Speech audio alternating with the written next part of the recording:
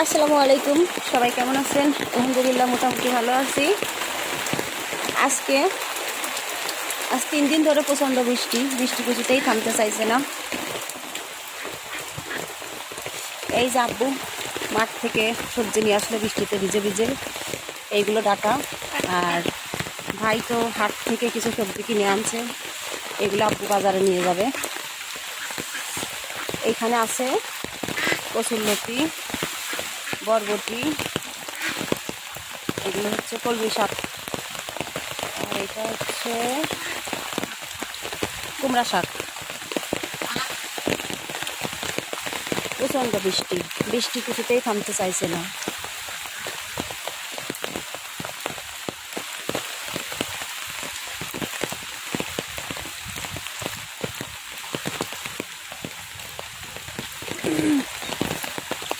এবং এই বস্তার মধ্যে কিছু সবজি আছে, এগুলো হচ্ছে ধুন্দর।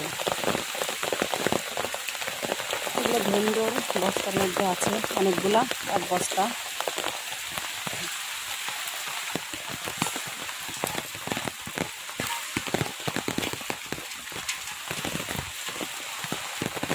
এইখানে বৃষ্টিতে সব কিছু ভিজে যাচ্ছে।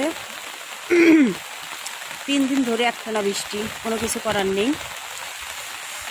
আমি চলে যাচ্ছি মাঠে। আমাদের বাড়ির সাথেই মাঠ। ওইখানে একটা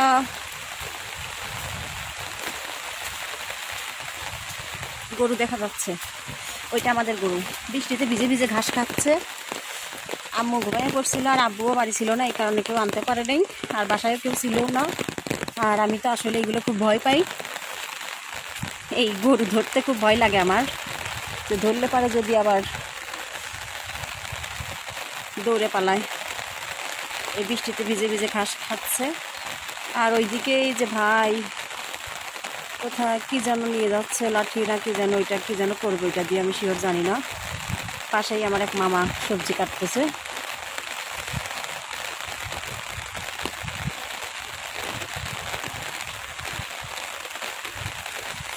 এত পরিমাণে বৃষ্টি, এত পরিমাণে আসলে কি বলবো।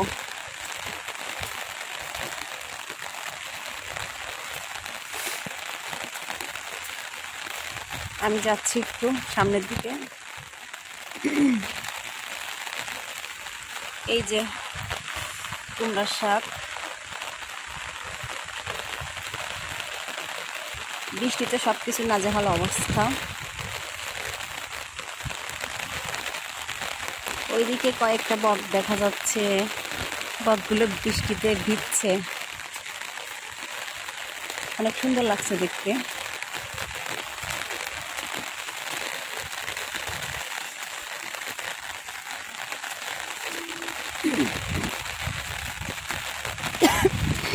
আমার একটু ঠান্ডা লাগছে।